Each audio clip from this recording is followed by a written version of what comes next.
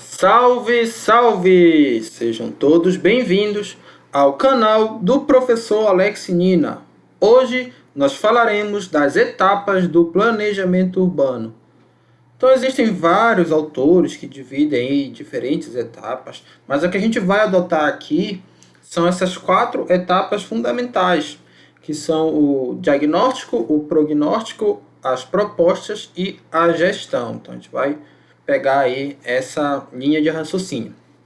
Primeiro, diagnóstico corresponde à coleta e organização de dados sobre uma determinada área geográfica e um determinado assunto, é chamado inventário. É uma análise da situação feita a partir de dados secundários, principalmente, iniciando a partir de dados secundários. Tá? A primeira fase do diagnóstico são dados secundários. Depois você até pode coletar dados primários. Para quem não sabe, os dados secundários são aqueles que já estão disponíveis, seja aí nos órgãos, IBGE ou na Secretaria Municipal. Os secundários é aquele que você vai ter que fazer uma pesquisa de campo, uma coleta em campo, talvez entrevista com as pessoas. Como geralmente é dado quantitativo, é mais assim questionário, tá? Do que entrevista.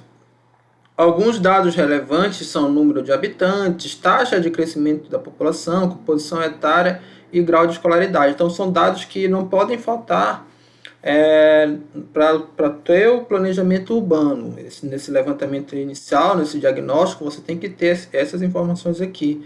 É do município que você vai implementar o planejamento urbano, ou melhor, da cidade em que vai ser implementada esse planejamento. Não se deve perder tempo coletando dados irrelevantes. Por exemplo, para que time torce os habitantes ou se eles bebem cerveja. Você pode até falar que tem um problema com o alcoolismo na cidade, mas preste atenção, o tanto de problema que tem numa cidade e você vai se preocupar com o time de futebol que as pessoas torcem. Isso é irrelevante para o problema que você está levando em conta, que é o planejamento urbano. Então, esses dados podem ser até importantes para diagnósticos com outros objetivos. Então, por exemplo, criar uma campanha de marketing para uma marca regional de uma cerveja. É importante tu saber se a maioria da população bebe, que tipo de cerveja, quais são os hábitos direcionados ao consumo desse produto, mas para o teu planejamento urbano, não. Olha, a análise atual de uma cidade sempre deve considerar como ela chegou à condição em que se encontra, porque, claro, além dos dados serem relevantes, os dados precisam ter uma perspectiva histórica. Não basta você dizer assim, o município de Macapá tem 500 mil habitantes. Essa informação, ela é uma informação que está incompleta. A informação completa é como é que ela chegou, como é que está sendo essa evolução, qual é a tendência de crescimento populacional da cidade de Macapá. 500 mil a população do município. Tem que ter bem clara essa distinção. Né? A cidade é composta aí, pela região urbana e rural. Então, olha lá, procedimentos da etapa de diagnóstico, chamado CPD. Então, condicionantes, potencialidades e deficiências.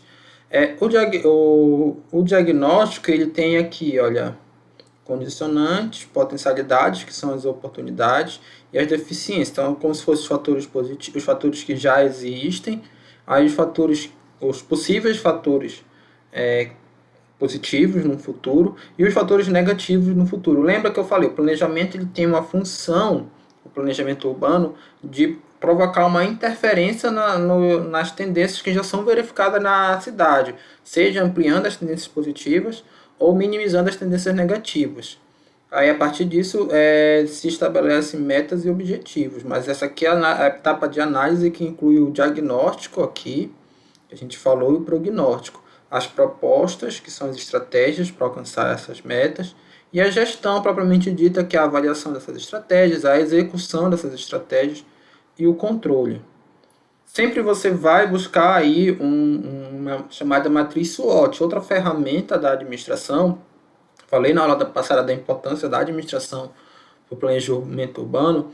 E a matriz SWOT ela é aplicada a qualquer organização, uma empresa, uma cidade, um órgão público. Corresponde a você diagnosticar os principais fatores internos e externos, positivos e negativos. Você faz uma matriz. Os fatores internos positivos são os strengths. SWOT vem do inglês, tá? SWOT também é assim chamado. Strength que é força. Weakness são as fraquezas, são fatores internos negativos. Quando a gente fala de fatores positivos externos, nós estamos falando das opportunities, que são as oportunidades. E quando a gente fala de fatores negativos externos, são as threats, que são as ameaças, tá bom? Prognósticos.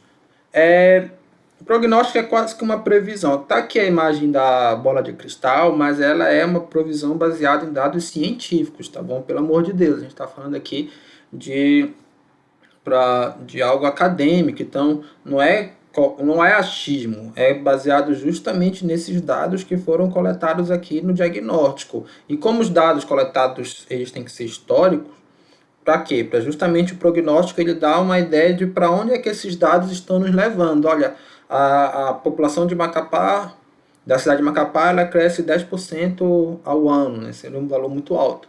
Mas ela cresce 10% ao ano. Aí você tem uma noção de quanto vai ser o tamanho dessa população daqui a 10 anos. Agora nós estamos em 2020, qual vai ser a população em 2030?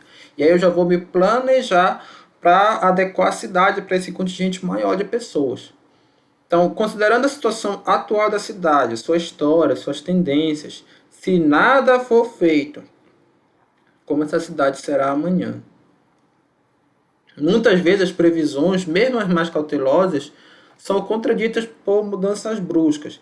Exemplo, qualquer prognóstico da situação econômica do país em 1991 ou qualquer ano antes de 1994, ele errou. Porque o que a gente teve em 1994? O Plano Real, que estabilizou a inflação do país. Então, os prognósticos eram baseados numa inflação com alta variabilidade, a inflação variava muito de ano para ano. Quando você estabilizou essa inflação, você pode ter mais precisão nos diagnósticos econômicos. Foi algo importante para o país, essa estabilidade que trouxe o Plano Real. E claro, você tinha prognóstico antes que falharam por não serem tão, digamos, entre aspas, né, otimistas quanto à estabilização da inflação. Mas nem por conta desses erros que são comuns, o prognóstico vai deixar de ser uma etapa desmerecida. Na verdade, é essencial, mesmo com os erros, porque aí também se aprende com os erros.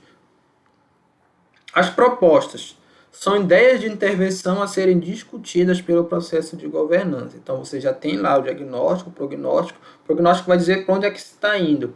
Ah, mas então eu tenho que discutir se realmente a gente quer chegar nesse futuro. Olha, o prognóstico é um futuro previsível. As propostas são intervenção para que seja um futuro desejável. Então a ideia é essa: você transformar o futuro previsível no futuro indesejável. Olha, Macapá está crescendo em termos de população uma taxa muito alta. Provavelmente, se nós não fizermos nada, nós vamos ter problema com o trânsito aqui. Então a gente tem que fazer uma proposta para melhorar a nossa rede de infraestrutura, de infraestrutura urbana mesmo, tá? De trânsito, para que você não tenha complicações como tem em outras cidades. Um exemplo, olha, obra de infraestruturas que visam o desenvolvimento econômico, mudanças nas leis que regulam a ocupação do solo para evitar áreas de mananciais que sejam ocupadas. Então, a alta população, o crescimento da população pode aí prejudicar as áreas de mananciais, as coberturas vegetais. Então, você tem que ter lei para impedir que isso ocorra, porque ocorra esse impacto ambiental. E também a criação de formas alternativas de participação do cidadão. Então, olha, você tem sempre esse confronto aqui do previsível com o desejável, e as características desse desejável são as perspectivas e visões. Por causa das perspectivas, nem o diagnóstico, nem os prognósticos apontam para determinada direção, mas algumas pessoas percebem algumas características do município que, se trabalhadas, podem mudar o rumo do seu desenvolvimento. A gente já vai dar exemplo disso. As visões significa quando alguém ou um grupo pretende fazer uma transformação na dinâmica socioeconômica de uma cidade, mesmo que não tenha sustentação no diagnóstico, prognóstico ou nas perspectivas reais. É quando alguém vai para além do que o prognóstico está mostrando. É quase que a visão no sentido do empreendedor. Quando a gente fala de empreendedorismo, a gente fala muito de visão. Bill Gates teve a visão de transformar em mercado a questão do software da informática. Antes dele se pensava só no hardware como um mercado viável. O Bill Gates foi o primeiro a ter sucesso na questão de comercialização de softwares. Então, é a visão empreendedora. No caso, você também pode falar em uma visão no sentido empreendedor da cidade. Existe a gestão empreendedora de cidade, existe também, tem autores que categorizam várias formas de você gerir uma cidade, e uma delas é a forma empreendedora. A gente já vai mostrar aqui os exemplos, olha, perspectivas. Então você tinha a cidade de Brotas no interior de São Paulo. Imagina o tanto de gente que tem na cidade de São Paulo e como é aquela cidade, o verdadeiro muro de pedras. Claro que tem um parque do Ibirapuera, que serve como um refúgio ali para o paulistano, mas você não tem algo como uma cachoeira ou algo tão natural assim. Agora você tem uma alta demanda de pessoas buscando essa natureza, esse refúgio da vida urbana, do cotidiano de São Paulo, e você tem nas proximidades um município que te oferece isso aqui, olha. Então, é um município com um pouco mais de 20 mil habitantes em 2005, tá? Já faz aí 15 anos, mas mesmo para valores de 2005, é um município aí pouco populoso, ou seja, mesmo estando no estado de São Paulo. A economia era focada na agropecuária, mas não estava com umas boas perspectivas de crescimento a ser doado. Apesar da agropecuária ser forte no Brasil, para esse município em particular, ela não estava com uma alta taxa de crescimento, inclusive por conta da própria competição com o Centro-Oeste, com Mato Grosso, regiões fortes, até o sul do Pará. Então não estava tão bom assim a agropecuária. Então nos anos de 1990 houve uma ascensão do ecoturismo. E aí a prefeitura ela fez mais ações, ela fez intervenções no planejamento urbano para chamar para si esse ecoturismo. Olha, são as belezas, mas os esportes radicais também entram nessa questão do ecoturismo. Você tem uma demanda muito grande porque isso não tem nas proximidades da cidade de São Paulo, que é a cidade mais populosa do Brasil. E aí você conseguiu mudar o rumo do município, que era voltado para o agronegócio, e para ser voltado para o turismo ecológico, tá bom? Então, essa mudança é interessante. As visões. Então, você tinha Curitiba, hoje é conhecida como uma das capitais mais sustentáveis do mundo. Ela tem prêmios em termos mundiais. Para a gente perceber o quanto que Curitiba é bem... como eu posso dizer, bem avançada nessa questão da sustentabilidade. Só que a Curitiba é uma cidade fria e chuvosa, e como justificar, por exemplo, o projeto de criação de parques na cidade? Você havia essa crítica lá pelos anos 80, de que a Curitiba não tinha parque. E aí um dos prefeitos falou assim, olha, os curitibanos não frequentam parques porque eles não existem. E aí começou toda uma iniciativa de começar a criar parques em Curitiba, mesmo que seja uma cidade fria. E aí são parques bonitos, eu nunca fui em Curitiba, tenho vontade de ir, tá? Se você já foi, comenta aí e vê se você é curitibano, comenta aí, veja se realmente é isso. Só que assim, a partir do momento que a prefeitura decidiu intervir na realidade e criar os parques, as pessoas começaram a frequentar e realmente viram que esse prefeito estava com razão. Meio que criou uma vocação para Curitiba e hoje ela é conhecida como a cidade sustentável. Eu dei 2 exemplos positivos, mas na maioria das vezes essa intervenção ela não dá tão certo assim. Um dos casos mais que a gente pode falar, assim, mais conhecidos, são os estádios da Copa do Mundo em algumas cidades. Então, o estado da Arena Amazonas, em Manaus. Manaus não tem uma tradição no futebol. Até que aqui no região norte a gente pode dizer que o Pará tem, mas Manaus não tem um time de expressão, embora agora tenha um time competindo aí na Série C, mas não é com uma grande massa de torcedores. Acabou virando ali um estádio grande, com um grande investimento, mas que não trouxe, só foi aquele momento da Copa e pronto, né? E depois a gente descobriu toda aquela questão de que esses estados foram superfaturados. Não sei se a Arena Amazonas entra, também trouxe, se eu não me engano, teve a denúncia, não sei em que estado se encontra, mas de superfaturamento, de irregular, corrupção acontecendo aqui na construção desse estádio. Virou um verdadeiro elefante branco, como noticiado pela imprensa internacional. Olha, na floresta amazônica, um verdadeiro elefante branco.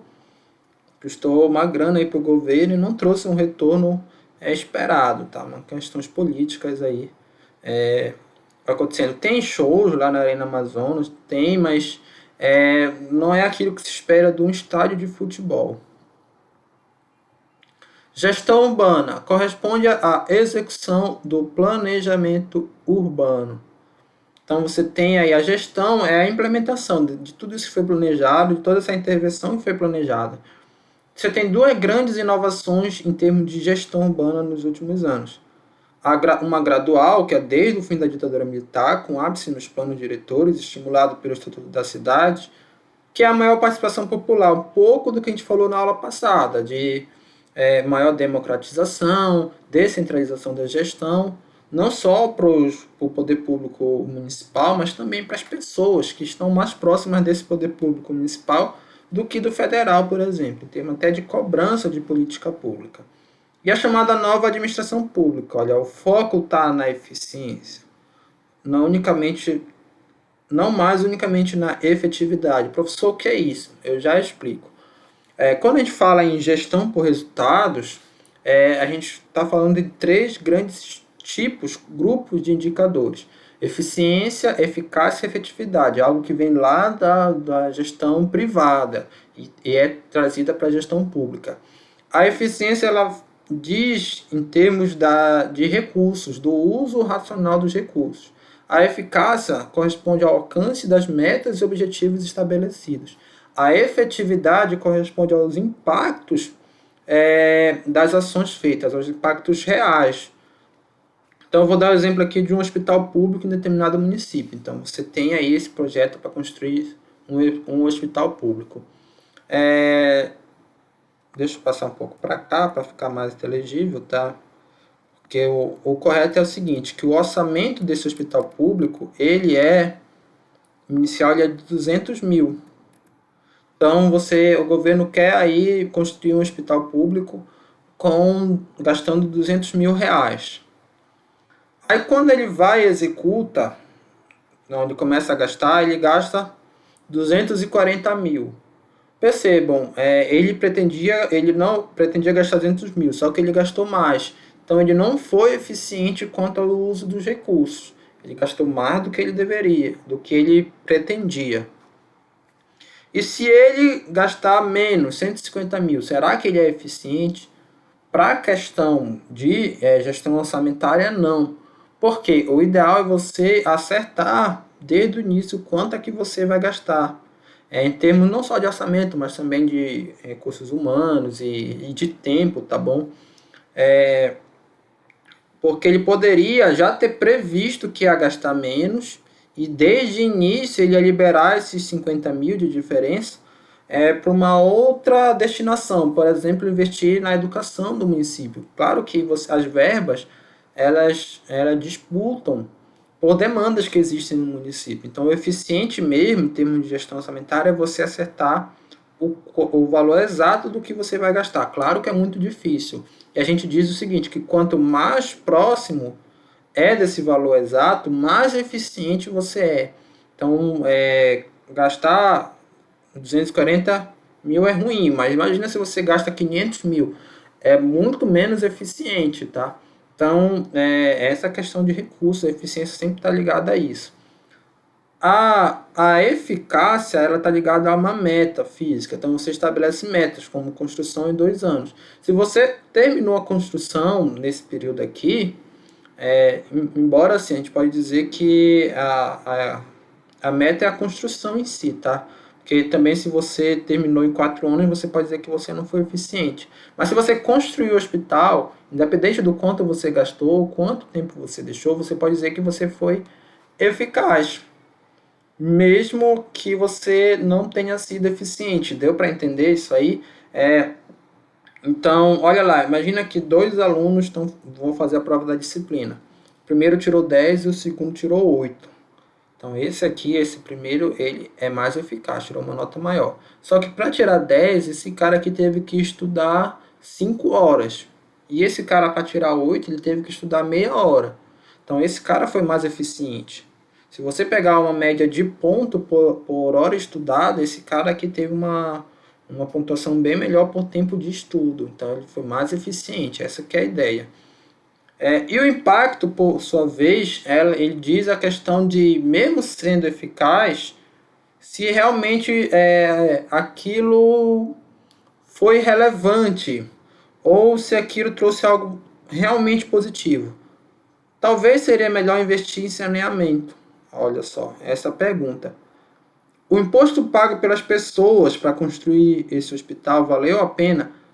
Nessa questão do saneamento, alguns estudos mostram que para cada real investido em saneamento, você economiza de 4 a 32 reais em hospitais, né, em questão de saúde pública.